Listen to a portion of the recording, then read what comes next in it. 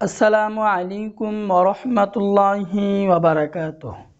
সম্মানিত প্রিয় বন্ধুগণ, আজকে খুবই একটি গুরুত্বপূর্ণ বিষয় নিয়ে উপস্থিত হইলাম। সেই বিষয়টি হলো, যাদের রিজিকের প্রয়োজন, টাকার প্রয়োজন, যাদের সব সময় অভাব লেগে থাকে, আপনি সূরা ফাতিহার এই আমলটি করুন। আল্লাহ পাকের অশেষ মেহেরবানিতে আপনার রিজিক বৃদ্ধি পাবে, টাকা পয়সা বৃষ্টির মতো হাতে আসতে থাকবে।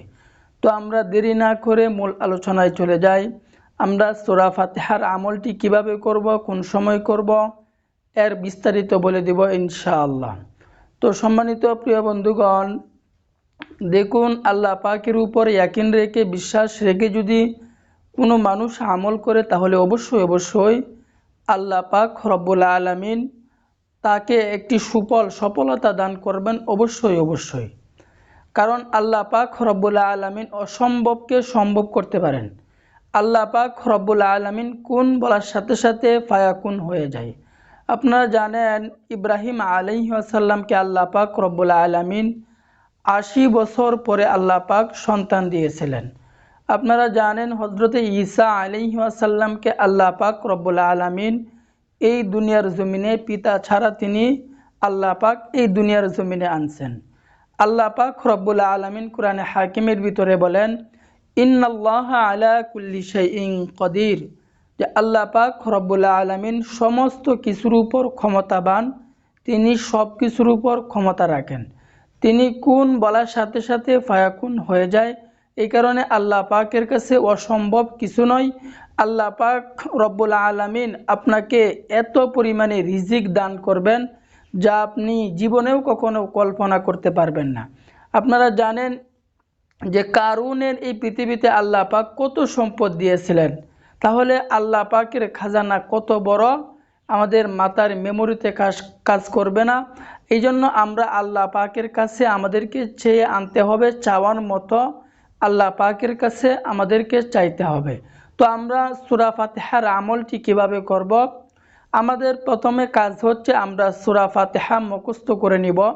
সূরা ফাতিহা হচ্ছে আলহামদুলিল্লাহি রাব্বিল আলামিন, আর রহমানির রহিম, মালিকি ইয়াউমিদ্দিন, ইয়াকা না'বুদু ওয়া ইয়াকা নাস্তাঈন, ইহদিনাস সিরাতাল মুস্তাকিম, সিরাতাল লাযীনা আন'আমতা আলাইহিম গায়রিল মাগদুবি আলাইহিম ওয়ালাদ-দাল্লিন।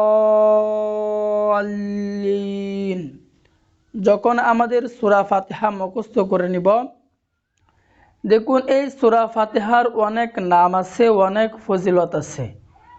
অনেক ফজিলতের মধ্যে এই সূরা ফাতিহার অনেক নামের মধ্যে একটি নাম হলো সূরাতুশ শিফা। আল্লাহ পাক রব্বুল আলামিন কুরআন হাকিমের ভিতরে বলছেন, ওয়ানুনাজ্জিলু মিনাল কুরআনি মা হুয়া শিফা ওয়া রাহমাতুল লিল মুমিনিন, যে এই কুরআনুল কারীম মুমিনদের জন্য শিফা স্বরূপ আল্লাহ পাক প্রেরণ করিয়াছেন। তো আমরা কোন সময় কখন এই সূরা ফাতিহা পাঠ করব, এর বিস্তারিত বলে দিব ইনশাআল্লাহ। দেখুন, সূরা ফাতিহা পড়া ছাড়া নামাজ কিন্তু একেবারেই অসম্পূর্ণ থেকে যায়। আবু সাঈদ খুদরি রাদিয়াল্লাহু আনহু হইতে বর্ণিত আছে যে একদল লোক সফরে যাচ্ছিল, প্রতিমধ্যে একজন ব্যক্তিকে, এক সাহাবীকে সাপে কামড় দেয়। সাথে সাথে সূরা ফাতিহা পড়ে ফু দেওয়ার কারণে সমস্ত সাপের বিষ সাথে সাথে নষ্ট হয়ে যায়। তো সূরা ফাতিহার অনেক ফজিলত আছে। তো আমরা কোন সময় কখন আমরা এই সূরা ফাতিহা পাঠ করব? দেখুন, যখনই কোনো বিপদ আসবে, যখনই কোনো মুসিবত আসবে, এটা কোনো কিচ্ছা কাহিনী নয়, কোনো পীর বুজুর্গের বাণী নয়। রাসূল আলী রাদিয়াল্লাহু আনহু হইতে বর্ণিত আছে যে, হযরতে আলী রাদিয়াল্লাহু আনহু হইতে বর্ণিত আছে যে, কোনো মানুষ যখন অভাবে পড়বে, কোনো মুসিবতে পড়বে, কোনো বিপদে পড়বে, রিজিকের সমস্যায় পড়বে, তখন ওই ব্যক্তি যদি সাথে সাথে আল্লাহর উপর ইয়াকিন রেখে, বিশ্বাস রেখে সূরা ফাতিহা যদি সে ১০০০ বার পাঠ করে, তাহলে আল্লাহ পাকের গায়বী থেকে আল্লাহ পাকের গায়বী মদদ তার কাছে চলে আসবে, তার বিপদ চলে যাবে, তার মুসিবত চলে যাবে, তার রিজিকের ব্যবস্থা আল্লাহ পাক রব্বুল আলামিন করে দিবেন। তাহলে বোঝা গেল এই সূরা ফাতিহা আমরা কখন পড়ব?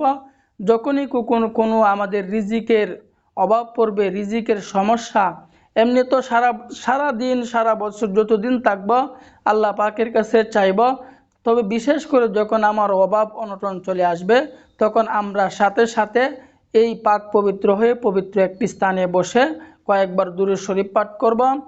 এরপরে এই সূরা ফাতিহা আমরা 1000 বার পাঠ করব।